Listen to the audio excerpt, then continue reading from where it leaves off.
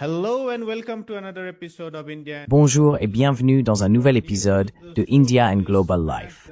Si vous découvrez l'émission, n'oubliez pas de vous abonner. Pensez également à devenir membre YouTube, à nous soutenir sur Patreon ou à faire un don, même modeste, via le lien dans la description. Dans tous les cas, merci de cliquer sur j'aime. Sans plus attendre, permettez-moi d'accueillir notre invité, le professeur Gerald Horne. Le professeur Horne est l'un des historiens les plus prolifiques et incisifs de notre époque. Il est professeur d'histoire et d'études afro-américaines à l'Université de Houston. Ses recherches couvrent la diaspora africaine, l'impérialisme américain et les luttes mondiales contre le racisme et le colonialisme. Le professeur Horne remet en question les récits conventionnels à travers une perspective anti-impérialiste globale et a profondément transformé notre compréhension de l'esclavage, du capitalisme et de la résistance dans l'histoire mondiale.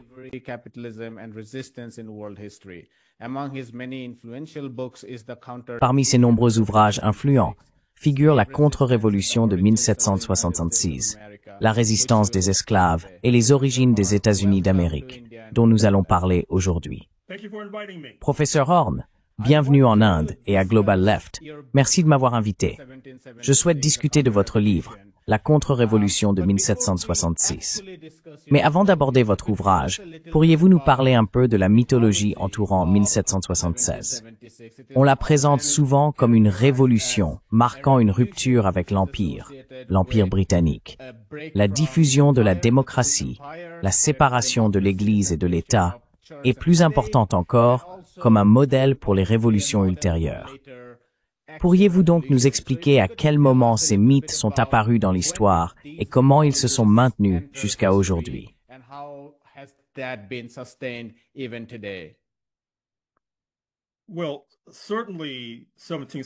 Eh bien, il est certain que 1776 a représenté une rupture avec l'Empire britannique, mais, de la même manière, l'UDI, la déclaration unilatérale d'indépendance en Rhodésie en 1965, a également marqué une rupture avec Londres. 1776 fut une révolte de colons. De même, l'UDI en Rhodésie fut une révolte de colons. Il y a eu une tentative de révolte de colons en Algérie contre les Français. Nous devrions donc avant tout examiner les révoltes de colons avec un certain scepticisme. Deuxièmement, et je pense que c'est le point le plus important que je crains de le dire, beaucoup de nos amis à gauche, et en fait, beaucoup de nos amis dans la communauté internationale, ont ignoré, c'est le fait qu'il est reconnu depuis longtemps que la population africaine, réduite en esclavage, dans l'ensemble, n'a pas soutenu 1776. Et bien sûr, ils avaient de bonnes raisons de s'y opposer, car les dirigeants de cette révolte contre la domination britannique étaient en grande partie des esclavagistes, dont George Washington, Thomas Jefferson, James Madison, Patrick Henry et d'autres.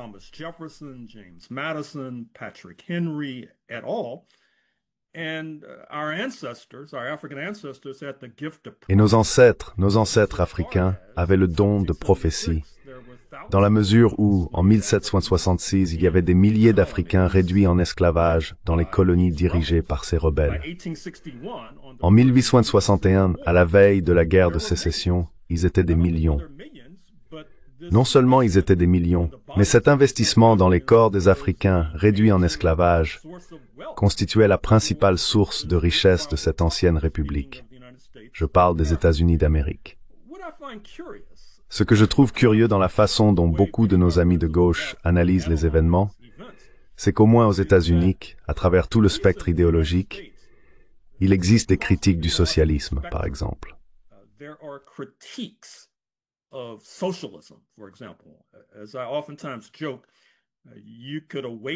Comme je le dis souvent en plaisantant, on pourrait réveiller un citoyen américain en pleine nuit et il commencerait à débiter avec insistance les défauts réels et imaginaires du socialisme.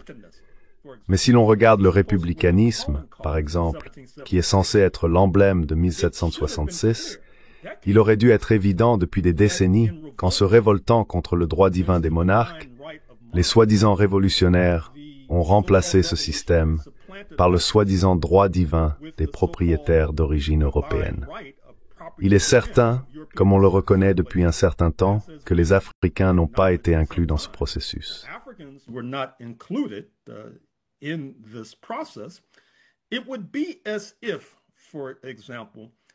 Ce serait comme si, par exemple, on considérait l'implantation de l'apartheid en Afrique du Sud en 1948. Comme je l'ai souligné dans mon livre sur l'Afrique australe, White Supremacy Confronted, l'intention derrière l'instauration de l'apartheid était de perturber les alliances de classes émergentes entre et parmi les travailleurs européens, africains et autres. Le projet visait à promouvoir les travailleurs afrikaners, c'est-à-dire la minorité ouvrière européenne, etc. Si l'on applique la logique qui a été imposée à l'analyse de 1766, on pourrait alors dire que l'apartheid a représenté un progrès pour l'humanité, dans la mesure où il a permis d'accorder des prestations sociales à cette classe ouvrière européenne minoritaire en Afrique du Sud.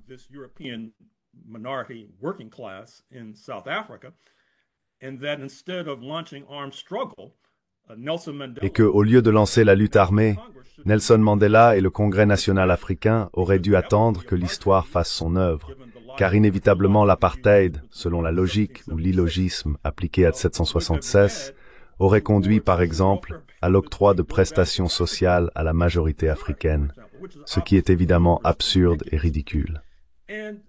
Nous devons également examiner les fruits de cet arbre empoisonné. Autrement dit, alors que nous parlons aux États-Unis d'Amérique, de nombreuses voix réfléchies, de la classe dirigeante à la classe ouvrière, envisagent la possibilité d'une émergence du fascisme aux États-Unis d'Amérique.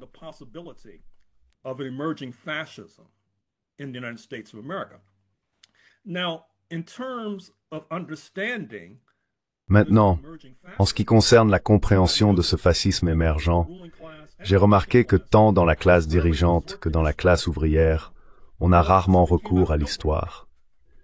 C'est presque comme si cela était apparu de nulle part, comme par magie. Cependant, il faut savoir qu'il existe une tendance perceptible dans les cercles intellectuels noirs qui considèrent ce fascisme émergent comme découlant inévitablement de l'esclavage de masse des Africains, du génocide contre la population autochtone, de la dépossession de la population d'origine mexicaine dans le sud-ouest des États-Unis, etc. Et je dois aussi dire que, heureusement, il y a eu des courants intellectuels, en particulier parmi les intellectuels noirs.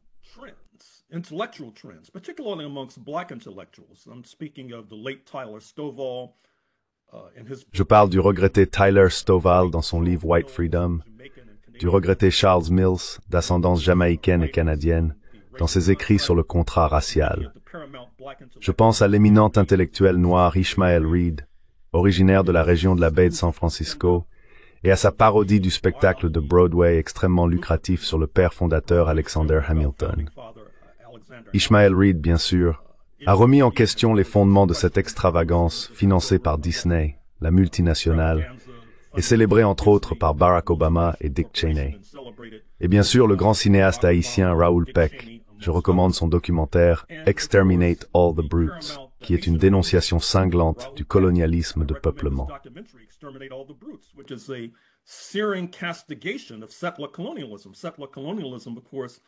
Le colonialisme de peuplement, bien sûr, est un terme qui manque de façon flagrante dans le vocabulaire ordinaire de nombreux amis de la gauche aux États-Unis d'Amérique. Bien qu'ils appliquent ce terme de manière assez intéressante à Israël et à la Palestine historique, ils ne l'appliquent pas nécessairement aux États-Unis d'Amérique, ce qui est tout aussi intéressant. Et bien sûr, je suis surpris que les Israéliens et leurs partisans n'aient pas accusé nos amis de gauche d'antisémitisme, puisqu'ils utilisent le terme colonialisme de peuplement pour la Palestine historique, mais pas pour l'Amérique du Nord.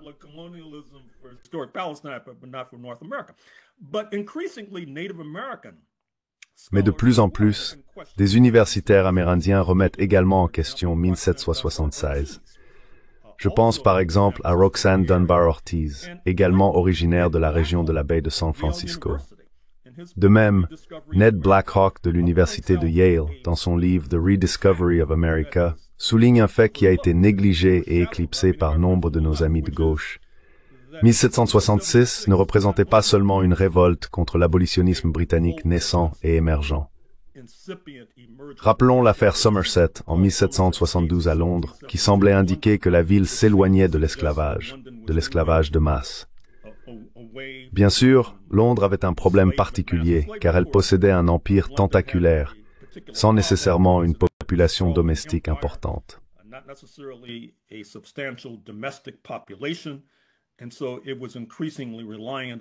Ainsi, on dépendait de plus en plus des soldats noirs en particulier, et il était perçu comme contradictoire de compter sur des soldats noirs d'un côté, tout en réduisant en esclavage des personnes noires de l'autre.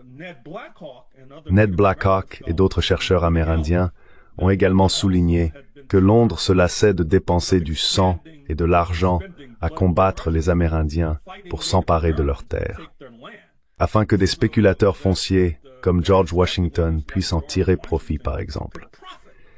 Et si vous regardez mon livre qui sera publié dans quelques jours, intitulé « La capitale de l'esclavage, Washington, D.C., 1800 à 1865 », l'une des choses que vous remarquerez peut-être est que je cite le testament de George Washington.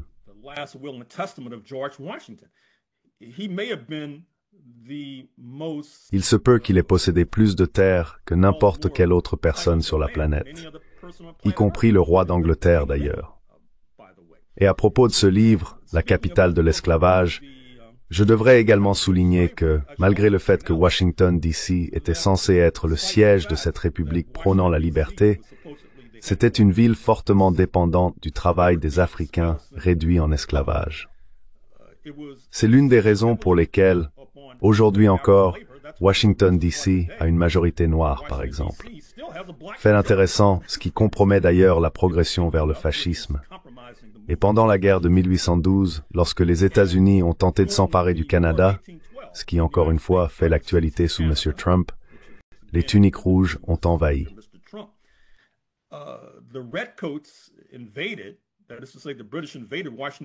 C'est-à-dire que les Britanniques ont envahi Washington, D.C., et ont été rejoints par des Africains réduits en esclavage pour incendier Washington, D.C. Ensuite, les Noirs qui se sont alliés aux tuniques rouges lors de cette guerre contre les républicains ont fui à bord de navires britanniques vers Trinité et Tobago, où leurs descendants résident encore aujourd'hui. Il s'agit là d'un exemple, dans toute l'histoire des États-Unis d'Amérique, où la population noire a jugé nécessaire de s'allier à des ennemis réels ou supposés des États-Unis, qu'il s'agisse des tuniques rouges britanniques, des Amérindiens, par exemple. Regardez l'histoire de la Floride, où l'on a vu des alliances entre Noirs et populations autochtones, ou encore au XXe siècle, des alliances avec l'Union soviétique, le camp socialiste, ou les nations émergentes de la libération africaine, par exemple.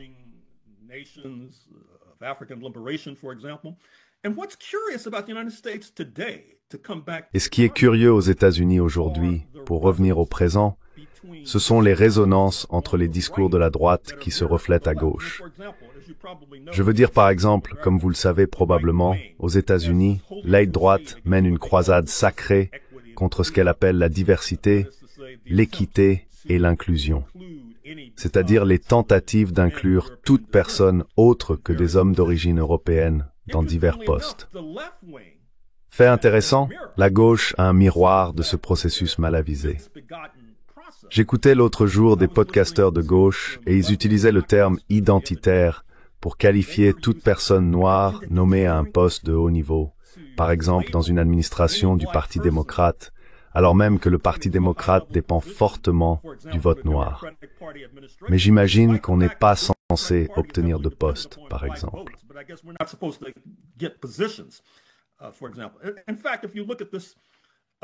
En fait, si l'on regarde cet autre terme malheureux, politique identitaire, il est souvent utilisé pour mal étiqueter en particulier les personnes noires qui accèdent à des postes élevés.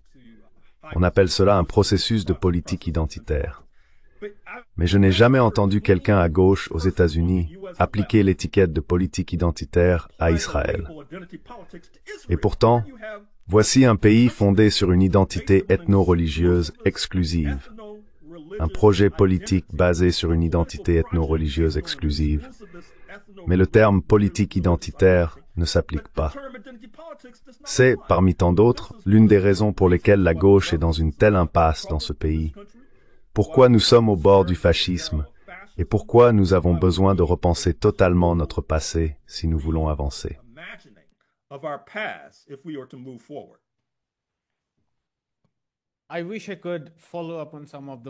J'aimerais pouvoir revenir sur certains des aspects plus contemporains que vous avez évoqués, mais puisque je prévois de discuter du livre, je suppose que je devrais remonter probablement 100 ans ou un peu moins de 100 ans avant 1776. Car comme vous l'avez dit, cette période de l'histoire est rarement abordée, et je souhaite en parler. En lisant votre livre, j'ai compris qu'on ne peut pas saisir 1766 si l'on commence dans les années 1770. Il faut, comme vous l'avez dit, remonter au moins jusqu'à la glorieuse Révolution. Donc si vous pouviez parler du changement dans la traite des esclaves.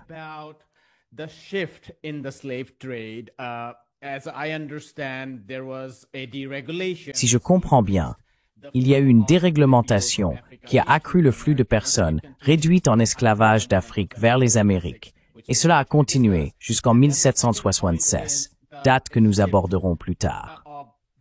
Le deuxième point concerne le changement d'importance des îles des Caraïbes, pas immédiatement, mais de façon progressive, principalement en raison du problème démographique, comme on l'appelle dans le cas de la Palestine, ce qui a amené de nombreux colons à considérer que leur perspective était probablement plus sûre dans les colonies de la côte Est. Donc, si vous pouviez nous parler de ces deux tendances qui ont émergé à la fin du XVIe siècle, mais se sont poursuivies au XVIIIe siècle.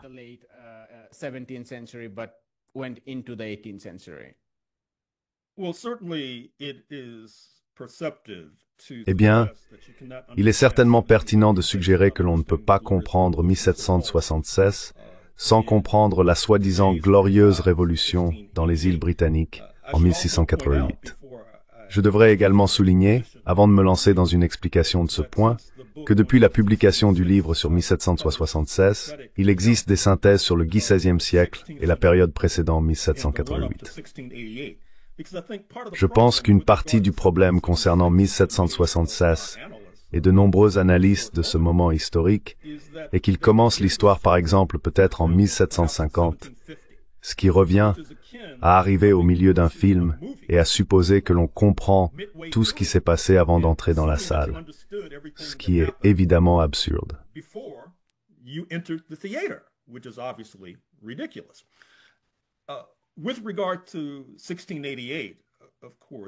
En ce qui concerne 1688, bien sûr, vous savez qu'il y avait la Royal African Company qui était sous la coupe du monarque à Londres.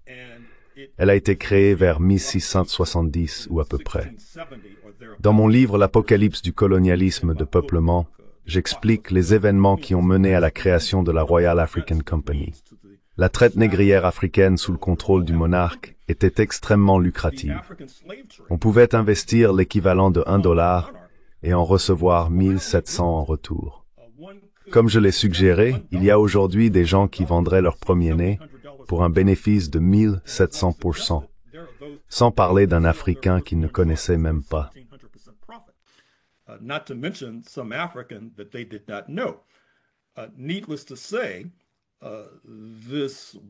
Inutile de dire que ce commerce odieux et extrêmement lucratif a attiré l'attention de la classe marchande montante qui voulait se faire une place dans ce processus. Cela mène directement à la soi-disant glorieuse révolution de 1688 qui implique, entre autres, non seulement la limitation des pouvoirs du monarque, c'est-à-dire l'érosion du droit divin des rois, et, bien sûr, des reines, qui atteint une sorte d'apogée en 1766 et a été célébrée de manière unilatérale depuis, sans prendre en compte les conséquences négatives pour les personnes d'ascendance africaine en particulier, qui furent les victimes méconnues de ce grand bond en avant pour l'humanité, soi-disant. Ainsi, avec la glorieuse révolution, soi-disant, on assiste à la réduction du pouvoir du monarque, mais aussi à ce que j'appelle la déréglementation de la traite négrière africaine.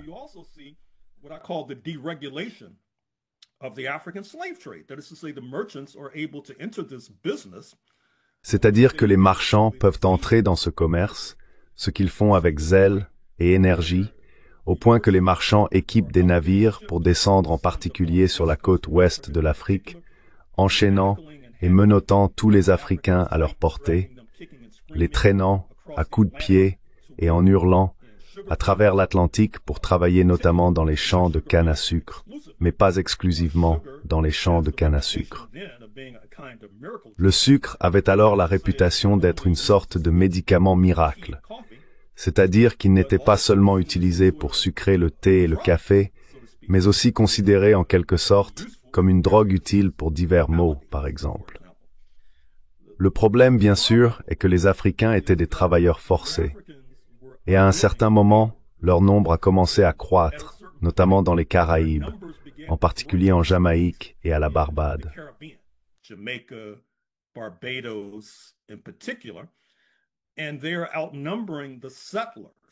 Et ils surpassent en nombre les colons.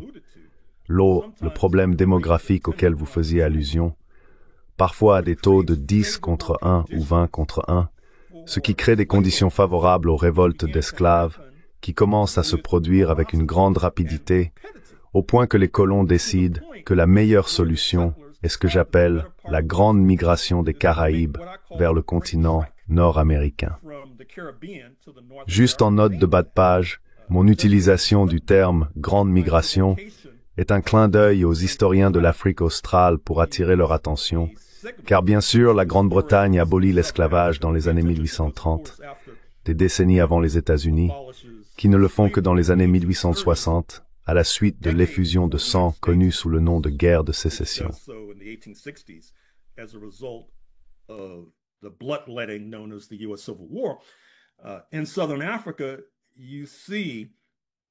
En Afrique australe, on constate que la minorité européenne commence à entreprendre un grand trek pour échapper à la juridiction de Londres afin de pouvoir poursuivre leur exploitation brutale des Africains, par exemple.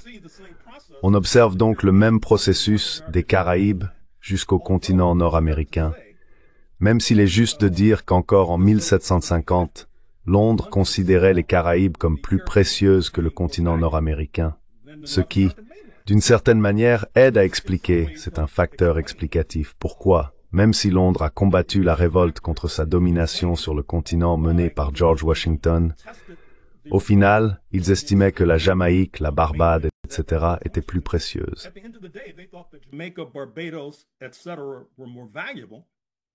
Et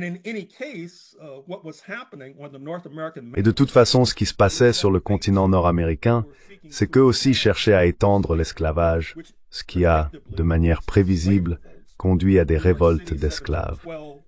New York, 1712, Caroline du Sud, 1739, avec la révolte de Stono, peut-être la plus sanglante révolte des personnes réduites en esclavage sous l'Union Jack dans l'histoire. Encore une fois, à New York, en 1741, en ce qui concerne les révoltes d'esclaves, on constate que les personnes asservies, comme cela a souvent été le cas, s'alignaient avec les adversaires des colons. Lors de la révolte de Stono, par exemple, on voit que les Espagnols qui occupaient la Floride d'environ 1565 jusqu'à 1820 traversaient la frontière depuis la Floride espagnole pour inciter les Africains de Caroline du Sud, par exemple.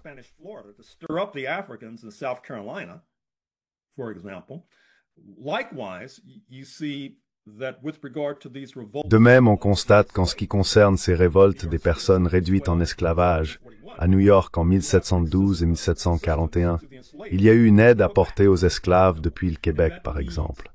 Et cela conduit à la soi-disant guerre de 7 ans, autrefois appelée la guerre de la conquête.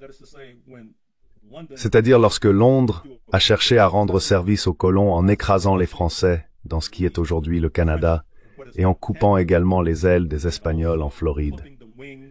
Ils ont en grande partie réussi dans cette entreprise.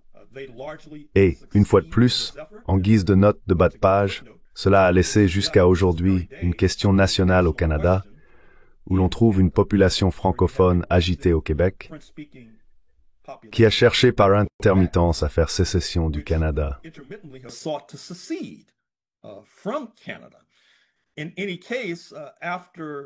Quoi qu'il en soit, après avoir rendu ce service aux colons, il est compréhensible que Londres ait voulu augmenter les impôts sur ces derniers.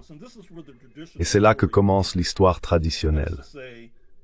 C'est-à-dire que les colons, tout comme les milliardaires et plutocrates d'aujourd'hui, n'aiment pas payer d'impôts, par exemple. Je pense que c'est un résultat inévitable d'un système esclavagiste.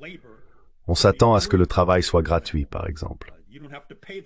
On n'a pas à payer la main-d'œuvre qui vous apporte votre thé et votre café. On n'a pas à payer qui que ce soit pour les services qui vous sont rendus.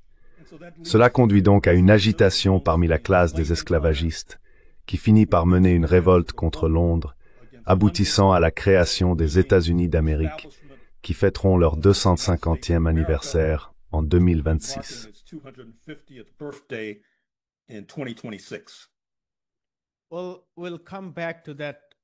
Eh bien, nous reviendrons sur cette révolte elle-même, mais si vous pouviez nous en dire un peu plus sur les couronnes catholiques, essentiellement l'Espagne et la France, et sur la manière dont les personnes réduites en esclavage ont pu faire partie de leurs empires, non seulement en tant qu'esclaves, mais aussi progressivement en tant que marins et soldats en particulier.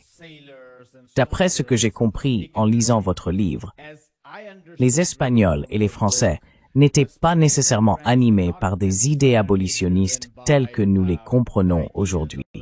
Cela est venu plus tard.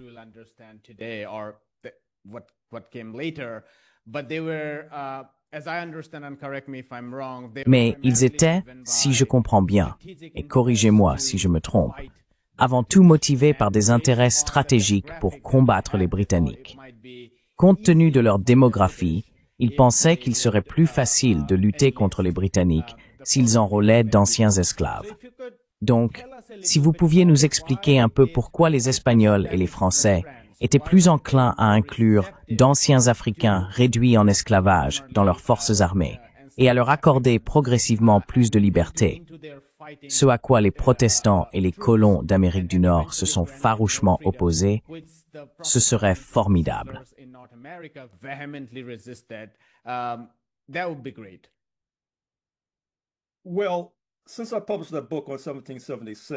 Eh bien, depuis que j'ai publié ce livre sur 1776, comme mentionné, j'ai publié 2 synthèses sur le XVIe et le XVIIe siècle. Pour répondre à votre question, vous devriez examiner de plus près mon livre sur le XVIe siècle qui traite de la période post-492. À bien des égards, c'est aussi un livre sur la période pré-492, dans la mesure où, pour expliquer le titre, l'aube de l'Apocalypse, les racines de l'esclavage, de la suprématie blanche et du colonialisme de peuplement au XVIe siècle, il faut comprendre, d'une certaine manière, que l'Espagne et le Portugal ont bénéficié d'un avantage de précurseurs. Ce sont des pays majoritairement catholiques encore aujourd'hui.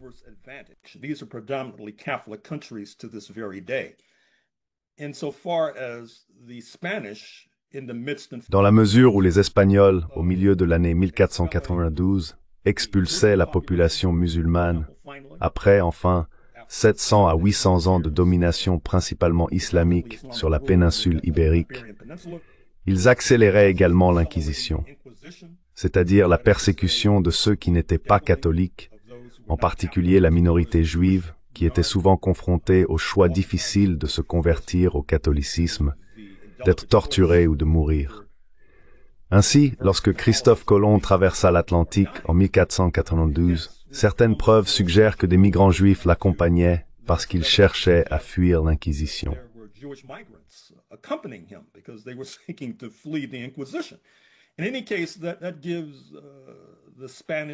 Quoi qu'il en soit, cela donne aux Espagnols, aux Ibériques, un avantage de pionnier en ce qui concerne la conquête des peuples autochtones des Caraïbes en particulier, de ce qui est aujourd'hui la République dominicaine, de ce qui s'appelait autrefois Hispaniola, l'île aujourd'hui occupée par la République dominicaine et Haïti. Mais hélas, ce qui se passe en 1517, c'est la sécession du Vatican, menée par Martin Luther, c'est-à-dire la soi-disant réforme protestante. J'aborde ce sujet en détail dans mon livre sur le XVIe siècle, donc je ne vais pas répéter ces détails ici, mais il suffit de dire qu'au début des années 1530, le protestantisme avait déjà balayé Londres, par exemple. Bien sûr, comme je le souligne, Cela donne au monarque un prétexte pour exproprier les biens des catholiques dans ce qui est aujourd'hui les îles britanniques. Mais c'est une autre chose pour un autre jour.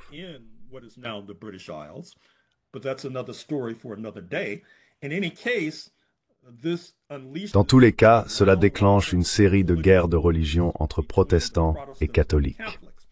Le problème pour les protestants, c'est qu'ils sont gravement en infériorité numérique, ce qui les pousse à des manœuvres improvisées. Tout d'abord, dans ce qui est aujourd'hui les îles britanniques, ils cherchent à trouver un accord avec ceux contre qui ils étaient en guerre. Ce que je veux dire par là, c'est que les Anglais commencent à tendre une branche d'olivier, dans une certaine mesure. Une fois qu'ils traversent l'Atlantique vers les colonies nouvellement créées d'Amérique du Nord, ils sont rebaptisés, je cite, blancs, fin de citation, par opposition à Anglais, Irlandais, Gallois, Écossais, etc. Ils adoptent cette nouvelle politique identitaire.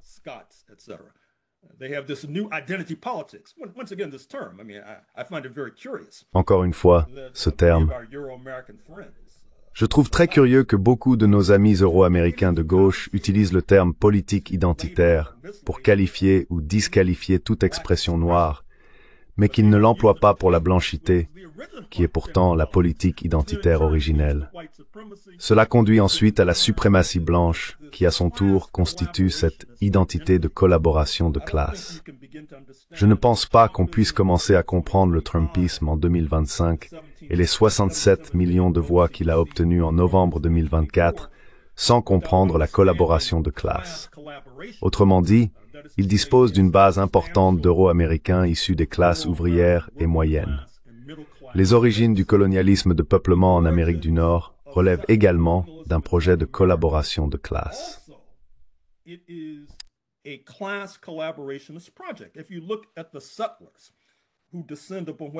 Si l'on considère les colons qui débarquent dans ce qu'ils appellent la Caroline du Nord dans les années 1580, bien sûr cette colonie finit par être submergée.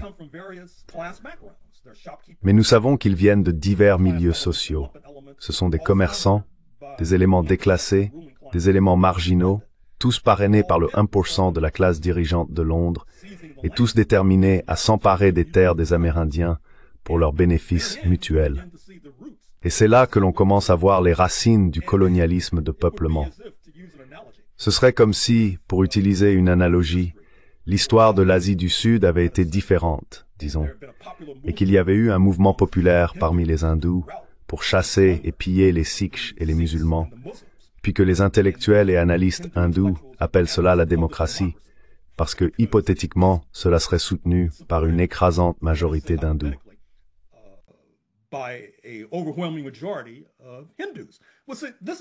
C'est essentiellement ce que vous dites. Je ne suis pas sûr que ce soit si hypothétique que ça, cependant. D'accord. Très bien. C'est juste. Mais c'est précisément ce que je veux dire. En fait, cela confirme mon point de vue, car c'est essentiellement ce qui s'est passé en Amérique du Nord. Vous avez nos amis de gauche qui célèbrent et saluent ce qu'ils appellent la démocratie parce qu'il y a eu une majorité bien souvent de personnes définies comme blanches. Même aujourd'hui, vous voyez nos amis de gauche, ils reconnaissent, d'une voix adoucie, l'illégitimité de l'esclavage, par exemple, mais beaucoup d'entre eux ont peu de choses à dire sur la dépossession des Amérindiens. Et il faut aussi prendre en compte les différences entre ces divers projets coloniaux.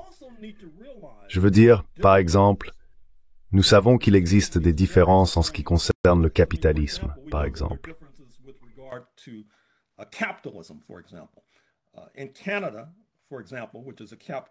Au Canada, par exemple, qui est un pays capitaliste, d'ailleurs je vous parle actuellement depuis la Colombie-Britannique, vous avez, par exemple, un système de santé subventionné. Vous n'avez pas de système de santé subventionné aux États-Unis d'Amérique. De même, dans cette partie de l'Amérique du Nord, sur la côte Pacifique, il y a eu pendant très longtemps un colonialisme d'extraction. La compagnie de la baie d'Hudson, fondée en 1770 et qui fera faillite en 2025, était à l'origine impliquée dans le piégeage de fourrure et commerçait donc avec la population autochtone. le père fondateur de la Colombie-Britannique, d'où je vous parle, était un homme d'origine africaine venant de Guyana, Sir James Douglas, qui était marié à une femme d'ascendance autochtone, par exemple.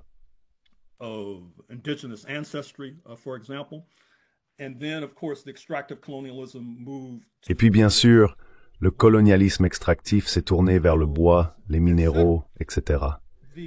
Le modèle qui a prévalu dans ce qui est aujourd'hui les États-Unis était le colonialisme de peuplement, c'est-à-dire une invasion par divers éléments venus d'Europe, issus de différentes classes sociales qui ont déraciné la population autochtone, l'ont liquidée, puis ont établi ces différentes juridictions politiques. Fait intéressant, dans un livre que je publierai probablement en 2027, une analyse comparative du colonialisme des deux côtés de la frontière entre les États-Unis et le Canada, je souligne que dans les années 1850, de l'or a été découvert dans ce qui est aujourd'hui la Colombie-Britannique.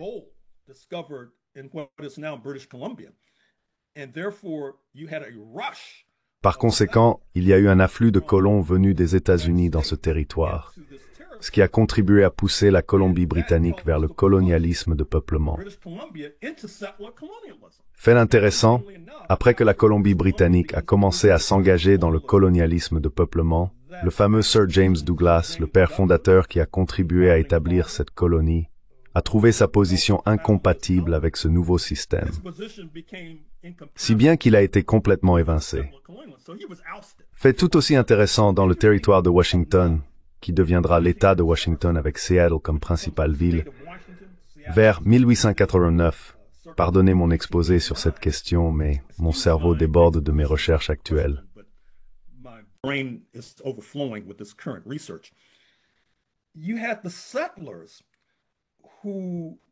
Il y avait les colons qui s'opposaient fermement à toute forme d'union entre des hommes d'origine européenne et des femmes amérindiennes, car ils pensaient que ces femmes deviendraient des espionnes contre les colons. Ainsi, dans les années 1850, les colons de ce qui est aujourd'hui le territoire de Washington ont déclaré la loi martiale. Le gouverneur a fait arrêter le président de la Cour suprême qui était marié à une femme amérindienne. Je veux dire, encore une fois, il nous faut une réécriture complète de l'histoire de l'Amérique du Nord, de l'histoire de ce pays. Et tant que nous ne serons pas capables de le faire, je ne pense pas que nous pourrons comprendre pourquoi nous sommes aujourd'hui confrontés à la menace du fascisme.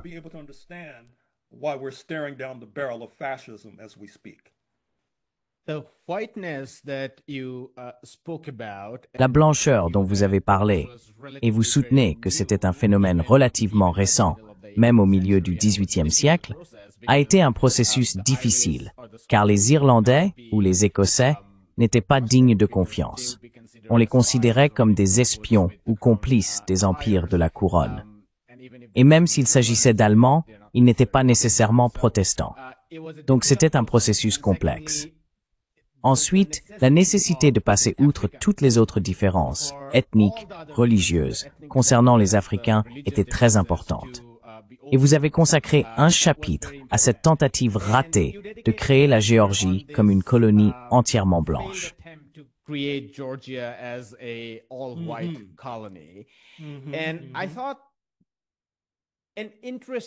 je me suis dit qu'une question intéressante, du moins pour moi, concerne la brève mention de la loi de 1735, qui aurait apparemment aboli l'esclavage. Et chez les conservateurs de droite aux États-Unis, on entend souvent cette idée selon laquelle les colons, les pères fondateurs des États-Unis, auraient été parmi les premiers à agir.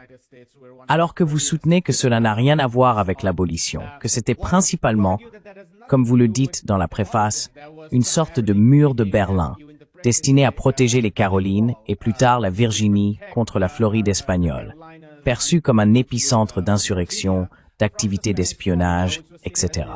Pouvez-vous nous parler un peu de cette loi de 1735 ou de l'idée même de créer la Géorgie comme zone tampon contre les activités subversives?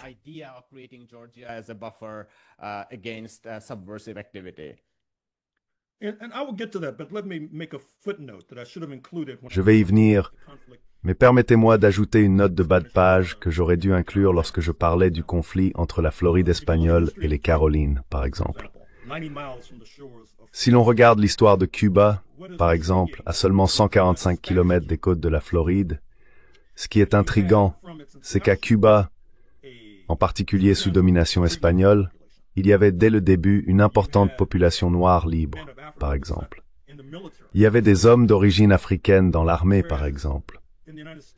Alors qu'aux États-Unis, qui était un projet fondé sur la suprématie blanche, il y avait soi-disant des ouvertures sur une base religieuse en vertu du premier amendement de la Constitution américaine, censé garantir la liberté de religion.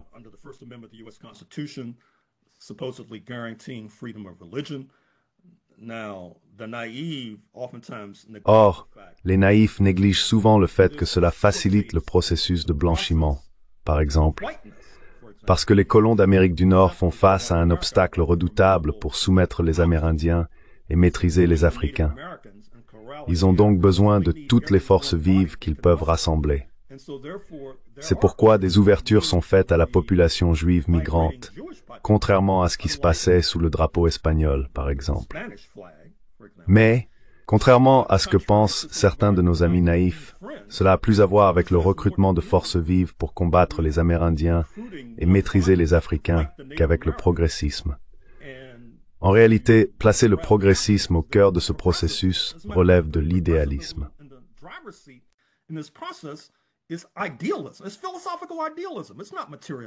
C'est de l'idéalisme philosophique. Ce n'est pas du matérialisme. Par exemple, je pensais que le matérialisme était censé être la marque de fabrique des gens de gauche.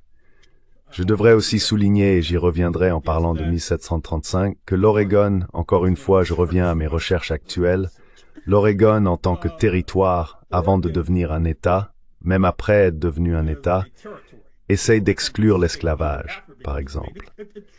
Et encore une fois, les naïfs disent « Ah, vous savez, ce sont des abolitionnistes ». Non. Ils essayent aussi d'exclure les Noirs libres. Pourquoi? Parce qu'ils pensent que les Noirs s'allieront avec les Amérindiens contre les colons.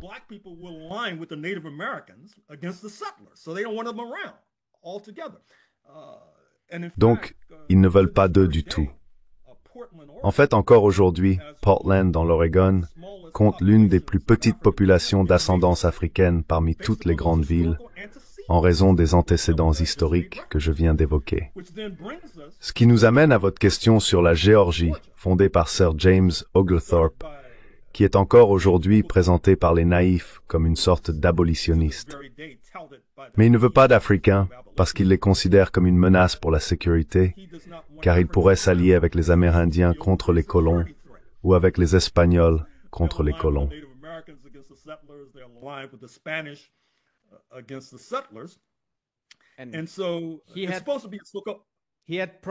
Il avait donc probablement vu beaucoup de choses, ayant travaillé pour la Royal African Company, et ayant observé de près à quel point les Africains étaient mutins, rebelles, dès le moment où ils étaient capturés, tout au long de la traversée, puis après leur arrivée.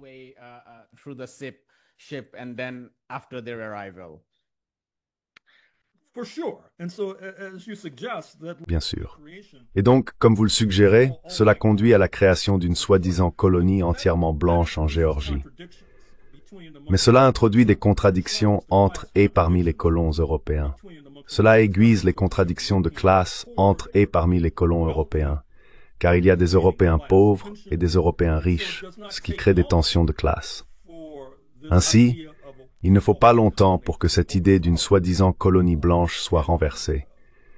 Et en 2010, le recensement américain a montré que l'État de Géorgie comptait plus de personnes noires que tout autre État des États-Unis.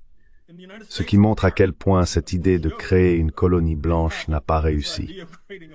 Mais, fait intéressant, cette idée d'exclure les Noirs, et puis nos amis libéraux et certains de nos amis de gauche arrivent et disent « Oh, cela montre que ces gens étaient des abolitionnistes. » Non, ils essayaient d'exclure des menaces à la sécurité.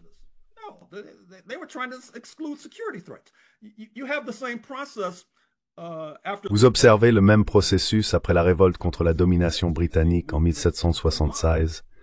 on voit des mouvements similaires au Vermont. Bien sûr, comme l'Oregon, le Vermont compte aujourd'hui l'une des plus petites populations noires des États-Unis, ce qui aide à expliquer, entre autres, la figure du sénateur Bernie Sanders, originaire du Vermont. Car évidemment, lorsque l'on exclut les Noirs, cela accentue les tensions et les contradictions de classe parmi ceux qui sont définis comme blancs.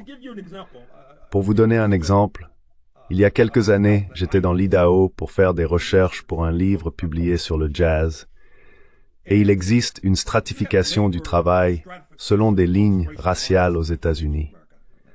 Lorsque je séjourne à l'hôtel, inévitablement, les femmes qui viennent nettoyer ma chambre sont soit d'origine latino-américaine, mais d'origine mestienne. Et sur un mythe. Oftentimes Mexican ancestry or they're black. In Idaho, the folks who were cleaning up my Dans l'Idaho, les personnes qui nettoyaient ma chambre étaient des hommes blancs. J'ai été choqué. Mais c'est ce qui arrive quand on n'a pas, et bien sûr, beaucoup de ces hommes chercheraient, sous cette idéologie anti-immigrée, à empêcher les personnes d'Amérique latine de venir s'installer dans leur État, sans se rendre compte que dans la structure actuelle des États-Unis, si des personnes d'Amérique latine venaient dans leur État, elles bénéficieraient d'une ascension sociale. Elles pourraient par exemple devenir cadres intermédiaires, au lieu d'occuper l'équivalent d'un poste de femme de ménage dans un hôtel. Et donc, à cause d'un échec monumental et abyssal à comprendre l'histoire, là où la race et la classe se croisent, en particulier avec le genre, on assiste à une lecture totalement erronée de ce paysage politique, qui, une fois de plus, pose les bases d'un fascisme émergent. which then, once again, lays the foundation for an emerging fascism. This is my second last question. C'est mon avant-dernière question, alors n'hésitez pas à répondre aussi brièvement ou aussi longuement que vous le souhaitez. C'est à vous de voir. Pourriez-vous nous parler un peu de la guerre de 7 ans, entre 1756 et 1763? Car l'une des choses intéressantes que j'ai trouvées dans le livre, c'est que, idéalement, la guerre de 7 ans est perçue comme une victoire britannique et comme ayant diminué le pouvoir des Français et des Espagnols. Mais ce que vous soutenez en réalité, c'est que presque tout le monde, à l'exception de la France, y a perdu. Les colons y ont perdu. Londres a fini par y perdre, même s'ils ont gagné. Les Africains y ont perdu. Et les Français et les Espagnols n'y ont pas non plus beaucoup gagné. Pouvez-vous nous expliquer l'importance de la guerre de 7 ans et pourquoi ce fut un moment où les colonies d'Amérique du Nord ont acquis le pouvoir qui leur a permis par la suite de prendre le chemin de l'indépendance?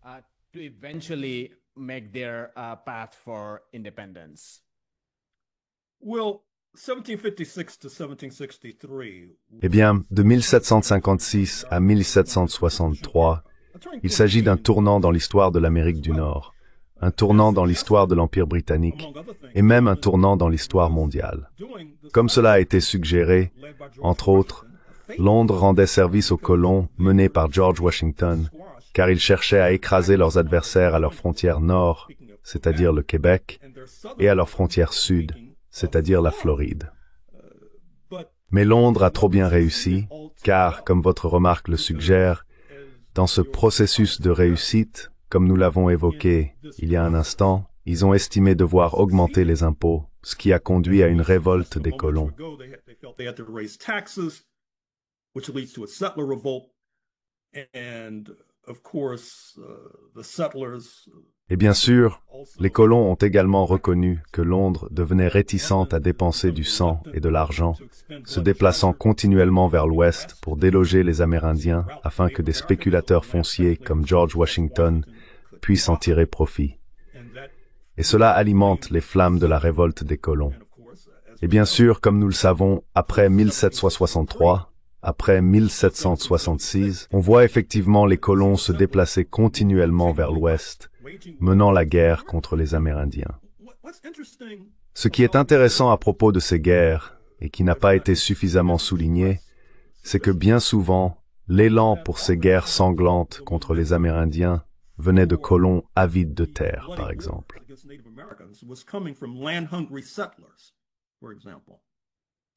In other words, to repeat En d'autres termes, this perhaps pour reprendre cette analogie peut-être malheureuse que j'ai mentionnée il y a un instant, ce serait comme s'il existait un mouvement populaire parmi les hindous d'Asie du Sud visant à piller leurs voisins sikhs et musulmans, et que cela soit ensuite qualifié de démocratie, par exemple. Ainsi, les colons, si l'on regarde le nord-ouest des États-Unis, où je me trouve actuellement, comme je l'ai dit, en Colombie-Britannique, ce qui se passe à un certain moment, c'est que l'armée américaine devenait réticente à faire la guerre contre les Amérindiens. Les colons ont donc organisé des milices, puis ils ont organisé ces milices, et sont allés à Washington la sébile à la main pour obtenir un financement de la part du gouvernement fédéral, par exemple. for example, by the federal government. And then, in some ways, you could see this as the seeds of today's Et military puis, industrial complex. d'une certaine manière, on peut voir cela comme les prémices du complexe militaro-industriel d'aujourd'hui. Car bien sûr, il y a beaucoup de corruption impliquée lorsqu'il s'agit d'obtenir de l'argent de Washington pour mener des guerres à 5000 kilomètres de là, par exemple. Je devrais également préciser qu'en libérant la puissance des colons, on libère non seulement ce qui est une tendance proto-fasciste. Évidemment, il faut faire un parallèle entre ce que je dis maintenant et les colons dans les territoires occupés de Palestine, par exemple, en ce qui concerne la façon dont cela constitue un terreau pour l'ultradroitisme. Ainsi, de nombreuses tendances fâcheuses émergent.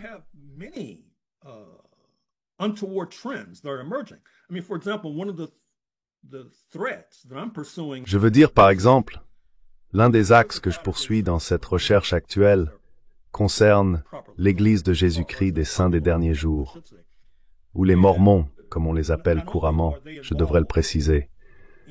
Non seulement ils ont participé à l'expulsion des Amérindiens dans ce qui est aujourd'hui l'Utah, où une proportion disproportionnée de Mormons réside, mais en même temps, ils menaient une guerre contre Washington, par exemple, parce que, entre autres, Washington s'opposait à la polygamie, qui était leur marque de fabrique, leur signature.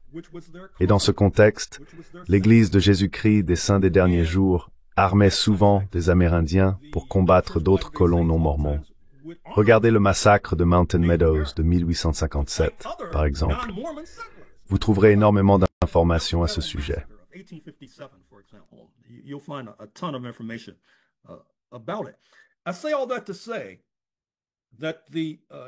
Je dis tout cela pour souligner que l'histoire des États-Unis, l'histoire du colonialisme de peuplement, a été extrêmement sanglante, extrêmement barbare, extrêmement profonde, et je ne suis pas sûr que même beaucoup de nos amis à gauche en aient vraiment conscience ou comprennent ce à quoi ils sont confrontés.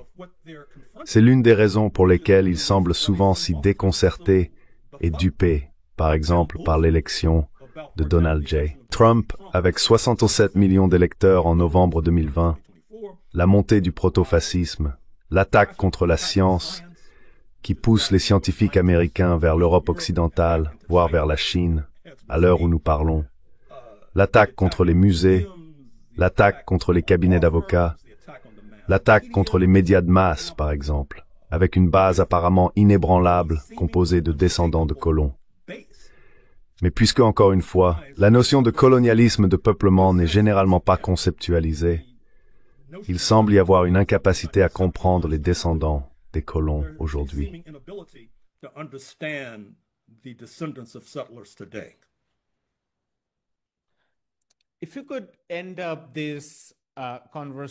Si vous pouviez conclure cette conversation en commentant brièvement ces deux grands moments, les derniers instants du théâtre, si l'on veut, l'affaire Somerset de 1772, et aussi le décret de 1775 de Lord Dunmore en Virginie, où, si j'ai bien compris, sous la pression de la concurrence pour défendre l'Empire, il a décidé d'utiliser les Africains, de les armer pour protéger l'Empire, ce qui était inacceptable pour les colons. Et comment cela a mené à la révolte des colons contre Londres, que beaucoup d'entre nous ont interprété comme la Révolution américaine, mais que vous avez soutenu être une contre-révolution.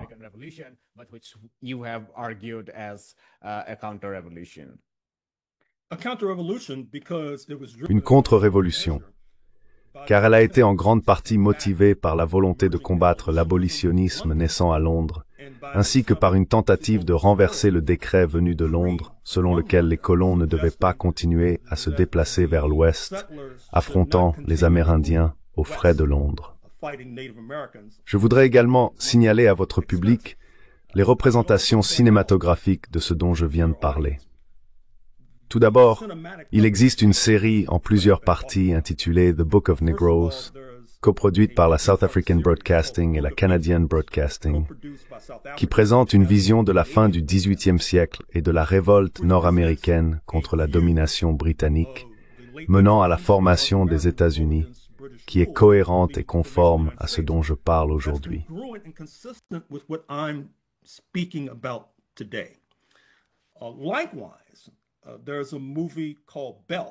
De même, il existe un film intitulé Belle, B-E-L-L-E, avec l'actrice britannique sud-africaine Gugu Mbatha-Raw, qui aborde le sujet de Lord Mansfield et les événements menant à l'affaire Somerset, par exemple, en présentant une fois de plus une vision de ces événements tumultueux de la fin du XVIIIe siècle, qui ne correspond pas à ce que beaucoup de nos amis de gauche aux États-Unis pensent, mais qui reflète cette tendance émergente.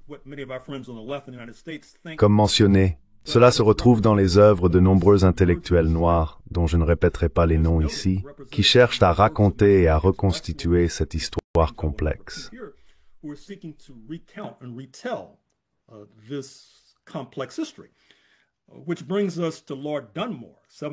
qui nous amène à Lord Dunmore en 1775. Ce qu'il faut comprendre, c'est qu'on peut tracer une ligne directe entre Lord Dunmore, le gouverneur colonial, le dernier gouverneur colonial de Virginie, et sa tentative de former ce qu'on appelait le régiment éthiopien, utilisé pour réprimer les révoltes des colons. On peut tracer une ligne directe de 1775 à 1863 et à la soi-disant proclamation d'émancipation par le gouvernement d'Abraham Lincoln. Car jusqu'à cette proclamation, les propriétaires d'esclaves semblaient l'emporter dans la guerre de sécession contre le gouvernement de Lincoln.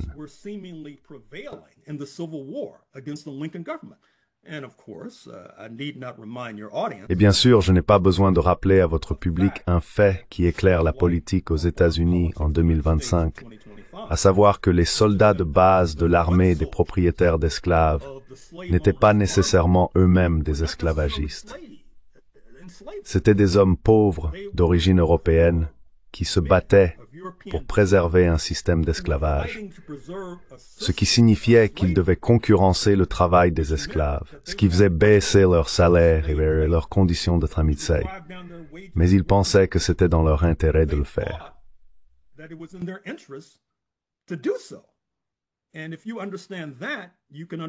Et si vous comprenez cela, vous pouvez comprendre novembre 2024, par exemple. Quoi qu'il en soit, la proclamation d'émancipation, entre autres choses, a permis au gouvernement de Lincoln de recruter 200 000 hommes noirs dans les rangs de l'armée américaine, ce qui a renversé la situation contre les États confédérés d'Amérique. En même temps, cela a scandalisé et indigné de nombreux Blancs du Sud, car ils considéraient que c'était comparable à un crime de guerre, par exemple, lorsqu'on armait des hommes noirs.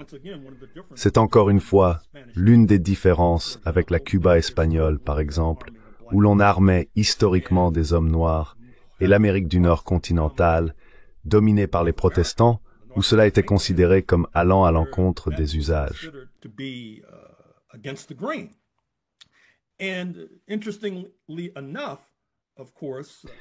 Et fait intéressant, bien sûr, après la fin de la guerre de sécession aux États-Unis, il y a eu l'abolition totale de l'esclavage, où le gouvernement a exproprié la propriété privée que représentaient les corps des Africains réduits en esclavage, ce qui a plongé de nombreuses familles euro-américaines dans la pauvreté. On dirait que vous avez peut-être changé de langue, j'espère que non. Quoi qu'il en soit, cela conduit bien sûr à la montée du terrorisme, du Ku Klux Klan, des groupes terroristes, etc. Et cela aide aussi à expliquer le féroce anticommunisme des États-Unis d'Amérique, car le socialisme était également perçu comme une expropriation non compensée de la propriété privée, ce qui a constitué un tournant dans l'histoire des États-Unis, un tournant dans l'histoire politique des États-Unis. in the history of the United States, a turning point in the history of the politics of the United States. Now, of course, Lord Dunmore does not Bien sûr, Lord Dunmore n'a pas réussi en 1775 à écraser la révolte en organisant le régiment éthiopien, mais il a réussi à pousser de nombreux colons dans le camp des rebelles menés par les esclavagistes, dirigés par George Washington, ce qui a contribué à grossir les rangs de l'armée de George Washington, aidant ainsi à inverser la tendance contre l'Empire britannique. Je devrais également mentionner que les rebelles dirigés par George Washington n'auraient probablement pas réussi sans la revanche de la France, rappelée comme la bataille décisive de Yorktown, qui est à bien des égards la bataille culminante de la soi-disant guerre d'indépendance, où un nombre important de troupes françaises étaient présentes. En fait, un nombre significatif de soldats africains venant de ce qui est aujourd'hui Haïti sont venus sur le continent nord-américain pour se battre au nom de George Washington et de ses alliés. To fight on behalf of George Washington and company.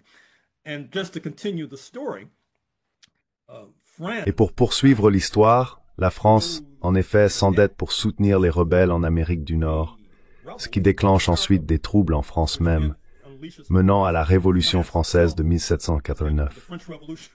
Un effet de ricochet de la tentative de compenser ce fardeau de la dette et l'augmentation de l'exploitation dans les Caraïbes, menant à la Révolution haïtienne de 1791 à 1804, qui provoque une crise générale de tout le système esclavagiste, qui ne peut être résolue que par un effondrement. Cela pousse alors Londres à s'orienter vers l'abolition du commerce odieux des Africains, réduits en esclavage en 1807, puis vers l'abolition de l'esclavage lui-même en 1833. Cela a d'ailleurs fait l'objet de plusieurs livres que j'ai écrits et que je recommande vivement et chaleureusement à votre public.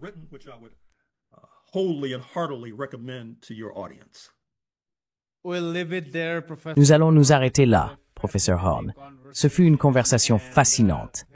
Merci beaucoup, et j'espère que ce n'est que le début de discussion sur d'autres aspects de votre travail.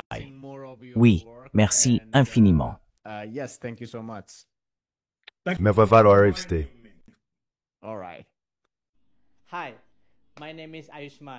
Bonjour, je m'appelle Ayushman. Avec Jyotishman, nous avons lancé cette plateforme. Depuis 2 ans, nous essayons de créer du contenu pour les forces de gauche et progressistes. Jusqu'à présent, nous avons interviewé des économistes, des historiens, des commentateurs politiques et des militants. Si vous avez apprécié notre contenu jusqu'à présent et souhaitez que nous construisions une archive pour la gauche, j'ai 2 demandes à vous faire. Merci d'envisager de faire un don à cette cause. Le lien se trouve dans la description ci-dessous. Si vous ne pouvez pas le faire, ne soyez pas triste. Vous pouvez toujours aimer nos vidéos et les partager avec vos camarades. Enfin, n'oubliez pas d'appuyer sur le bouton d'abonnement. Don't forget to hit the subscribe button.